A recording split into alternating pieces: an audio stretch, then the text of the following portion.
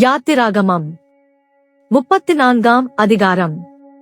கர்த்தர் மோசேயை நோக்கி, முந்தின கற்பலகைகளுக்கு ஒத்த 2 கற்பலகைகளை இழைத்துக்கொள்.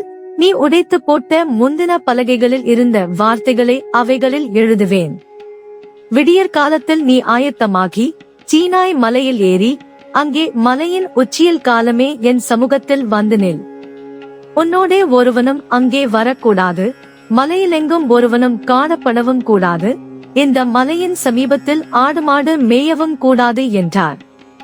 அப்பொழுது மோசே முந்தின கற்பலகைகளுக்கு ஒத்த 2 கற்பலகைகளை இழைத்து அதிகாலமே எழுந்திருந்து, கர்த்தர் தனக்கு கட்டளையிட்டபடியே அவ்விரண்டு கற்பலகைகளையும் தன் கையிலே எடுத்துக்கொண்டு சீனாய் மலையில் ஏறினான்.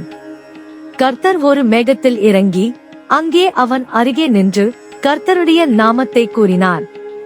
கர்த்தர் அவனுக்கு முன்பாக கடந்து போகிற போது அவர், கர்த்தர், கர்த்தர், இரக்கமும் கிருபையும் நீடிய சாந்தமும் மகா தயையும் சத்தியமுமுள்ள தேவன், 1000 தலைமுறைகளுக்கு இரக்கத்தை காக்கிறவர், அக்கிரமத்தையும் மீறுதலையும் பாவத்தையும் மன்னிக்கிறவர், குற்றவாளியை குற்றமற்றவனாக விடாமல் பிதாக்கள் செய்த அக்கிரமத்தை பிள்ளைகளிடத்திலும் பிள்ளைகளுடைய பிள்ளைகளிடத்திலும் 3ஆம் 4ஆம் தலைமுறை மட்டும் விசாரிக்கிறவர் என்று கூறினார்.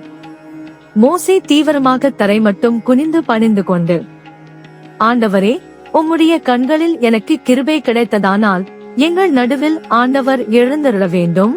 இந்த ஜனங்கள் வணங்கா கழுத்துள்ளவர்கள், நீரோ எங்கள் அக்கிரமத்தையும் எங்கள் பாவத்தையும் மன்னித்து எங்களை உமக்கு சுதந்திரமாக ஏற்றுக்கொள்ளும் என்றான். அதற்கு அவர், இதோ நான் ஒரு உடன்படிக்கை பண்ணுகிறேன். பூமியெங்கும் எந்த ஜாதிகளிடத்திலும் செய்யப்படாத அதிசயங்களை உன் ஜனங்கள் எல்லாருக்கு முன்பாகவும் செய்வேன். உன்னோடே கூட இருக்கிற ஜனங்கள் எல்லாரும் கர்த்தருடைய செய்கையை காண்பார்கள். உன்னோடே கூட இருந்து நான் செய்யும் காரியம் பயங்கரமாயிருக்கும். இன்று நான் உனக்கு கட்டளையிடுகிறதை கைக்கொள். எமோரியனையும் கானானியனையும் ஏத்தியனையும் பெரிசியனையும் ஏவியனையும் எபூசியனையும் உனக்கு முன்பாக துரத்தி விடுகிறேன். நீ போய்ச் சேருகிற தேசத்தின் குடிகளோடு உடன்படிக்கை பண்ணாதபடிக்கு எச்சரிக்கையாயிரு. பண்ணினால் அது உன் நடுவில் கண்ணியாயிருக்கும். அவர்களுடைய பலிபீடங்களை இடித்து அவர்கள் சிலைகளை தகர்த்து அவர்கள் தோப்புகளை வெட்டி போடுங்கள். கர்த்தருடைய நாமம் எரிச்சலுள்ளவர் என்பது அவர் எரிச்சலுள்ள தேவனே. ஆகையால் அந்நிய தேவனை நீ பணிந்து கொள்ள வேண்டாம். அந்த தேசத்தின் குடிகளோடே உடன்படிக்கை பண்ணுவாயானால் அவர்கள் தங்கள் தேவர்களை சோரமார்க்கமாய் பின்பற்றி தங்களுடைய தேவர்களுக்கு பலியிடுவார்கள். ஒருவன் உன்னை அழைக்கையில் நீ போய் அவன் பலியிட்டதிலே புசிப்பாய். அவர்கள் குமாரத்திகளில் உன் குமாரருக்கு பெண்களை கொள்ளுவாய். அவர்கள் குமாரத்திகள் தங்கள் தேவர்களை சோரமார்க்கமாய் பின்பற்றுவதும் அல்லாமல் உன் குமாரரையும் தங்கள் தேவர்களை சோரமார்க்கமாய் பின்பற்றும்படி செய்வார்கள். வார்ப்பிக்கப்பட்ட தெய்வங்களை உங்களுக்கு உண்டாக்க வேண்டாம். புளிப்பில்லா அப்ப பண்டிகையை நீங்கள் கைக்கொண்டு நான் உங்களுக்கு கட்டளையிட்டபடியே ஆபீப் மாதத்தில் குறித்த காலத்திலே 7 நாள் புளிப்பில்லா அப்பம் புசிக்க கடவீர்கள். ஆபீப் மாதத்திலே எகிப்திலிருந்து புறப்பட்டாயே. கர்ப்பந்திறந்து பிறக்கிற யாவும் உன் ஆடு மாடுகளின் தலையீற்றான ஆண்கள் யாவும் என்னுடையவைகள். கழுதையின் தலையீற்றை ஒரு ஆட்டுக்குட்டியால் மீட்டுக் கொள்வாயாக. அதை மீட்டுக் கொள்ளாதிருந்தால் அதன் கழுத்தை முறித்து போடு. உன் பிள்ளைகளில் முதற் பேரானவைகளையெல்லாம் மீட்டுக் கொள்ள வேண்டும். வெறுங்கையோடே என் சந்நிதியில் ஒருவனும் வரக்கூடாது. 6 நாள் வேலை செய்து 7ஆம் நாளிலே ஓய்ந்திருப்பாயாக. விதைப்பு காலத்திலும் அறுப்பு காலத்திலும் ஓய்ந்திருப்பாயாக. கோதுமை அறுப்பின் முதற்பலனை செலுத்தும் 7 வாரங்களின் பண்டிகையையும் வருஷ முடிவிலே சேர்ப்பு கால பண்டிகையையும் ஆசரிப்பாயாக. வருஷத்தில் 3 தரம் உங்கள் ஆண் மக்கள் எல்லாரும் இஸ்ரவேலின் தேவனாயிருக்கிற கர்த்தராகிய ஆண்டவரின் சந்நிதியில் வரக்கடவர்கள்.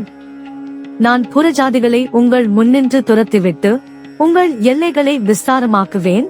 வருஷத்தில் 3 தரம் உங்கள் தேவனாகிய கர்த்தருடைய சந்நிதிக்கு முன்பாக காணப்பட போயிருக்கும் போது ஒருவரும் உங்கள் தேசத்தை இச்சிப்பதில்லை. எனக்கு இடும் பலியின் இரத்தத்தை புளித்தமாவுடன் செலுத்த வேண்டாம். பஸ்கா பண்டிகையின் பலியை விடியற் காலம் வரைக்கும் வைக்கவும் வேண்டாம்.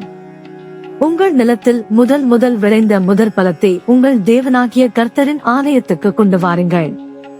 வெள்ளாட்டுக்குட்டியே அதன் தாயின் பாலிலே சமைக்க வேண்டாம் என்றார்.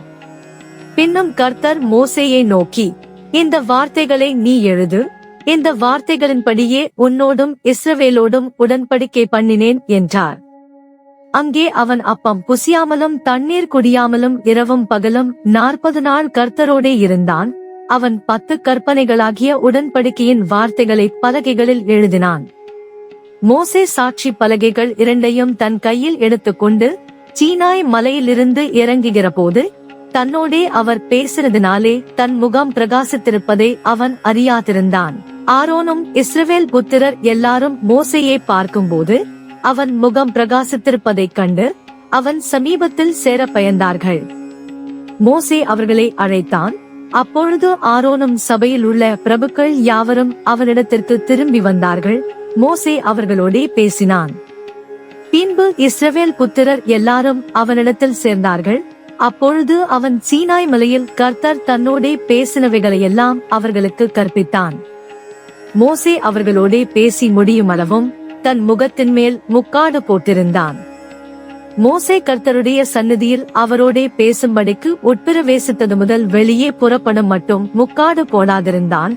அவன் வெளியே வந்து தனக்கு கற்பிக்கப்பட்டதை இஸ்ரவேல் புத்திரரோடே சொல்லும்போது இஸ்ரவேல் புத்திரர் அவன் முகம் பிரகாசித்திருப்பதைக் கண்டார்கள்.